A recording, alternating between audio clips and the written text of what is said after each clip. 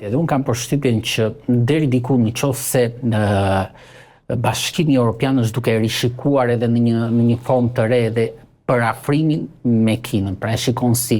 ndoshta një nevojë apo një domosdoshmëri për të me shumë pragmatizëm. Çështje pragmatizmi apo çështje duke bërë analiza ekonomike që a kemi përfitueshmëri, a ndoshta edhe ne duhet që të rishikojmë siç deri diku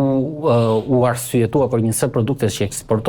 që eksportoheshin në Shtetet e Bashkuara të Amerikës dhe importoheshin nga Shtetet e Bashkuara të Amerikës duke vendosur tarifa. Ndoshta ballë duhet që të rishikojmë edhe një herë këto tarifa dhe duhet të rishikojmë dhe të rikonceptojmë marrëdhëniet me Kinën dhe unë në këtë aspekt shikoj që ka një parafrim dhe ndoshta do ketë një parafrim në të ardhmen dhe një intensifikim ndoshta dhe të shkëmbimeve, sidomos për lëndët e para. Edhe ndoshta për tregtinë e makinave që tashmë është kthyer në një problem shumë të madh. Kjo për faktin që nga një kemi gjithë kompani kryesore të makinave europiane që po hasin vështirësi në tregtimin e tyre, kemi pasur dhe prodhimi kinez që ndoshta cilësia e tyre është bërë shumë e lartë dhe është bërë shumë